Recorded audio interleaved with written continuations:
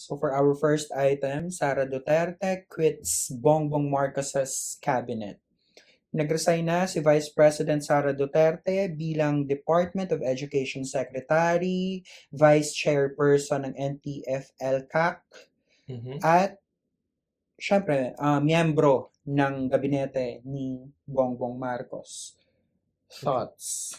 Yung NTF-ELCAC is yung red tagging Yes.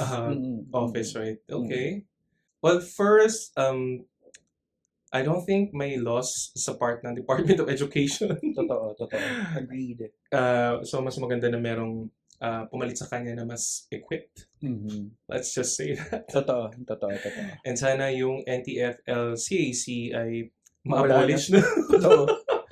Yun yung thoughts ko din kasi I personally don't really care about these two. Correct. Parang okay, Yeah. ang gulo nyo dyan. Tapos, Kung parang totoo ba to? Like parang is this just a charade, a diversion, to show yung facade ng oops, we are opponents, but actually kasi may mga ganung klaseng theories, right? But if there's really infighting, I love seeing them implode. Correct. Yeah. I don't buy it. Parang Okay. may something Really? talaga na parang, ano yan, ang sus nyo lang. Pero yun nga, Mhm. parang wala kang pakaalam sa inyo. Magtrabaho kayo ng maayos. Huwag puro korupsyon. Yeah. Huwag puro no comment sa China. Yeah. Alam niyo yun, yung mga ganon. So yun.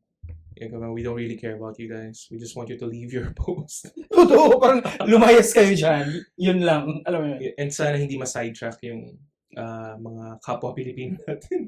Correct. Yeah, hindi yan parehong kalaban yan. Totoo. Alam mo, ang nahalata ko ngayon, ang daming troll accounts na pabor sa Duterte na binabash si Marcos palagi. Parang, okay. Yeah.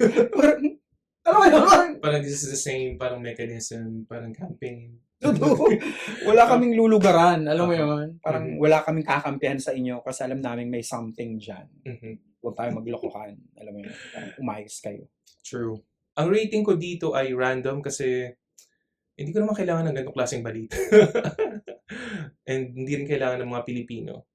If this is really just a diversion tactic or a charade. So, it's random for me. Yeah, ako parang hindi na random kung ano mo yung parang, kailangan ba natin mag-invento ng bagong rating? Like parang we don't give a shit. Parang ganun. Yes, alam mo yun. We give a shit sa part na parang, okay, mapapalitan yung education secretary. Finally. Pero parang, alam mo may something na hindi na naman tayo nakikita kasi parang naaaliw na naman tayo sa part na walang unity. Okay, may unity or wala, nandiyan pa rin sila sa pwesto, vice president pa rin siya, presidente pa rin siya. O tapos, alam mo yun, parang fucked up pa rin yung Pilipinas, parang ganun. Yeah. So, yeah, random.